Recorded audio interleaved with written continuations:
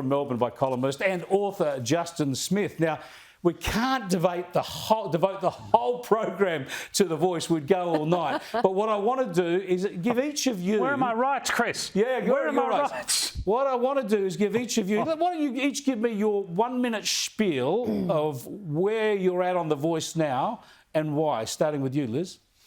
Well, where I'm at on The Voice. Okay, firstly, Aboriginal people are not underrepresented. I think that this is a massive cover-up for the ineptitude of the government over all these years that they've been spending all this money, and then they want to somehow turn around and make the current status quo the everyday people's problem. And how this is going, changing the Constitution is going to change any of that, anyone has yet to explain to me.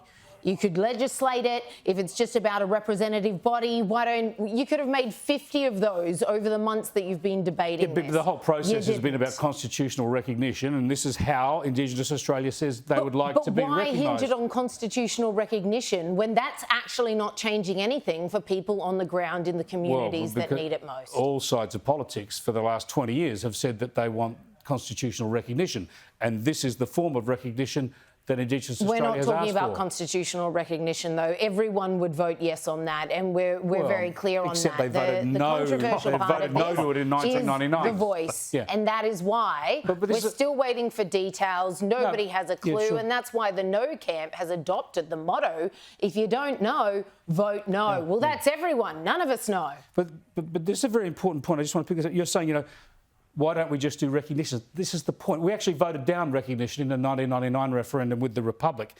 But everyone's agreed that we'll have recognition. And there's been all sorts of consultations, Senate committees and referendum councils to look at what recognition looks like. And the idea being put forward is let's recognise Indigenous people in the Constitution through The Voice. So that's it. You either vote for it or you vote against it. You can't split them off. Yeah, well, they should have. Because if it's about constitutional recognition and believing that that's genuinely going to change anything for anyone, should they have? They could have got it. Because The Voice is the controversial part of it. They're already overrepresented in our nation's parliament. They've got 12 Indigenous members, big overrepresentation for less than 3% of the population. And yet we're still led to believe that the reason why our $33 billion spent on such a small percentage of the population year in, year out hasn't achieved anything is because we just need another representative body. Well, it's been a failure. Bogus. It's so clearly untrue. I don't know that anyone's actually making that argument, but I better let you have your say, Justin. Yeah. Look, I've got a real fear here, and I've voiced this before. I've got a real fear that no matter what happens, whether the yes gets up or the no gets up, it's going to be bad for the Aboriginal people. Because I think if the no campaign actually ends up winning, which I believe is what's going to happen, I think no is going to win at the end of the day, then any Aboriginal person who thought that they were a second-class citizen is going to have that stamp now. They're going to know full well, and you're going to have people like the red-headed senator you had on before screaming about her rights. You're going to have people like that saying that this was the last word on reconciliation with Aboriginal people in Australia. They're going to say, hey, we took this to a referendum. They said no. That's what it is. You get what you're going to look. We've nicked your land, but that's just the way it's going to be. And that's how it'll end. And if the yes side wins, I don't think enough is going to happen. I don't think it's going to change Aboriginal people. And look, the campaign for the yes side is just embarrassing.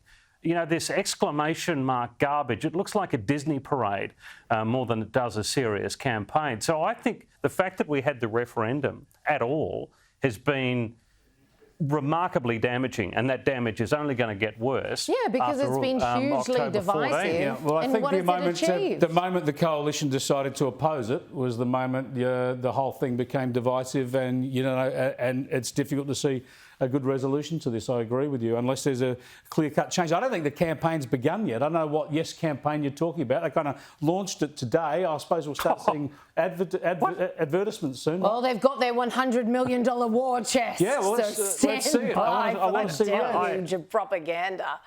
I have seen the advertisements on TV, and I've got to tell you, they're absolutely embarrassing. And if you go to the website, it says, what does it say, the slogan? Hey, let's get this done! Exclamation mark. Oh, come on, really? Can we not get something a little bit more serious than that? It's an insult to people's intelligence. It's a real shame. We will see.